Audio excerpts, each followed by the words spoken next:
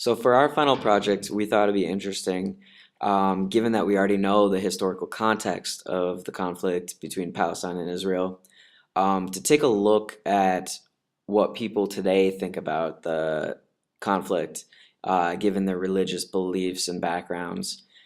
So what we did was basically a spin on the video that we watched in class the other day. Went around campus interviewing six different people of different religious backgrounds and asked them a series of questions relating to the conflict and to kind of see how that impacted their knowledge and their beliefs.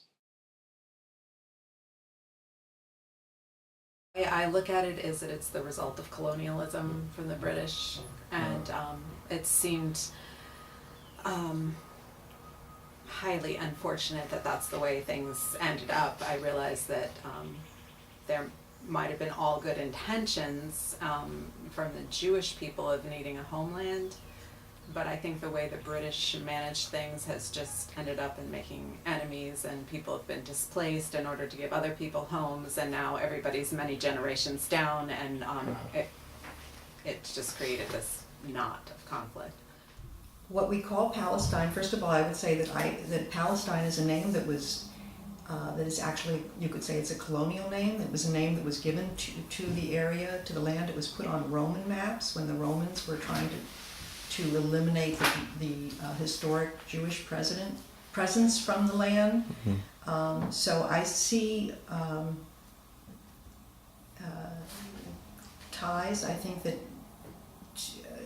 Jewish ties to that land that go back historically centuries into antiquity. In the 1897, there was a kind of like a conference in Basel in Switzerland, and then they decided we will have like a homeland for the Jews, so for the Jewish people like in Palestine.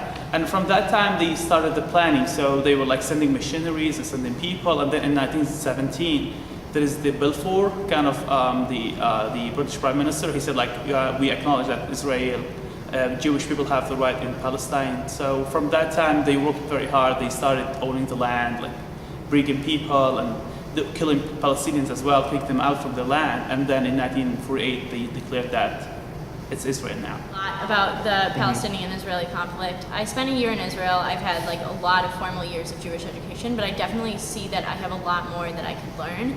I think most people that say that they know a lot about the Palestinian-Israeli conflict still have a lot more that they can learn. I mean, I think the Balfour Declaration in 1917 was an illegitimate land grab. That Israel was created in 1948 at the UN with the permission of the British and the US without consultation whatsoever with the Palestinian people. I know that Arab countries went to war with Israel that same year. I also know that in 1967 there was the Six-Day War that ended with the Israeli army occupying West Bank. And I know that since then the Israeli state has been working to build settlements on Palestinian occupied territories presently, so as to create facts on the ground, so to speak.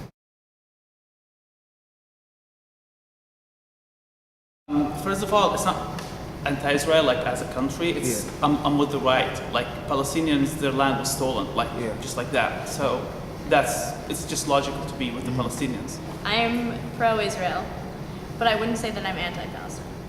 I mean, I support both states and both peoples. I think that they should live peacefully together.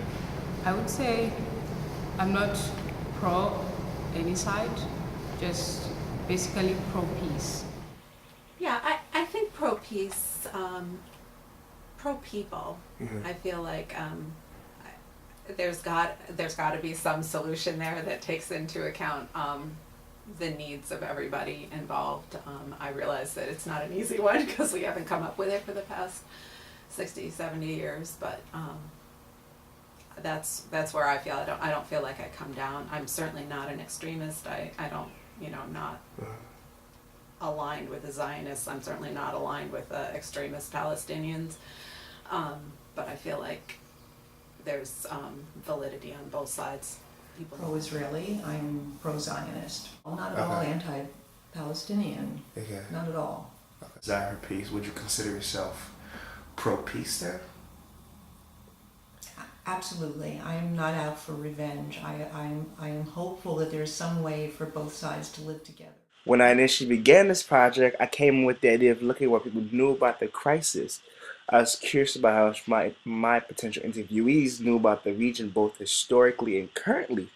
However, as my project continued, I began to compare my movie to the documentary Promises.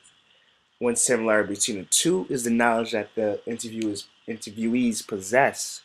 The kids in Promises were really knowledgeable about their past, and in a similar fashion, so were the people that I interviewed. The only difference was the children in Promises focuses on violence. The people I interviewed saw peace